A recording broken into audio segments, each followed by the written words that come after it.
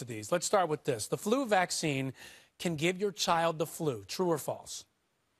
False. The only thing that can give your child the flu is the influenza virus. And, there are two types of vaccines available for children. We want every child over the age of 6 months to get the vaccine every year. Now, one way you can get it is the typical flu shot, the big poke in your arm. Now, that's a totally dead virus. They're just pieces of the viral kind of coating so that your body learns once you get the shot how to protect against it if you get coughed on or sneezed on from the really contagious influenza. The other way you can protect your kids, if they're over age 2, you can get a nasal spray. So anyone between age 2 and 49 can have the nasal mist. Now that's a live virus vaccine, but it's so weak it can't cause disease. It can cause a little bit of runny nose or maybe achiness. That's far better than having the actual the virus that can come in and cause dreaded complications like you mentioned, but also, high fever, really whole body aches, vomiting, diarrhea, but predominantly cough, runny nose, and just that terrible, terrible don't want to get out of bed.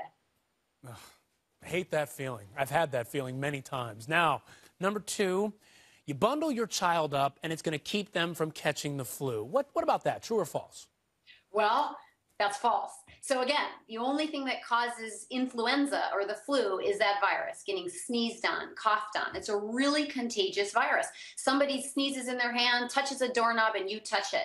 Now, our mothers love to bundle us up. I mean, even my own mom last week was trying to get me to wear a hat, trying to think she'd stave off an illness.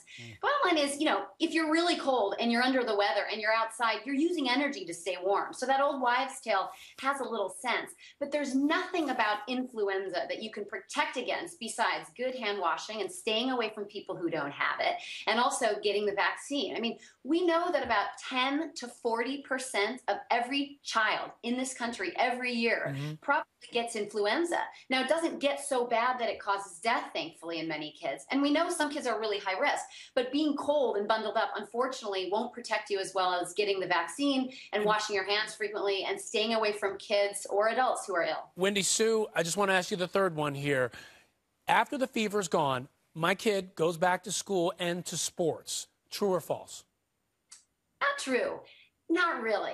I mean, we love to use fever as a guideline to keep kids home and safe. But the reality is, if your kid is sneezing and coughing, sometimes kids are contagious even before their fever starts, and they can certainly be contagious after their fever ends.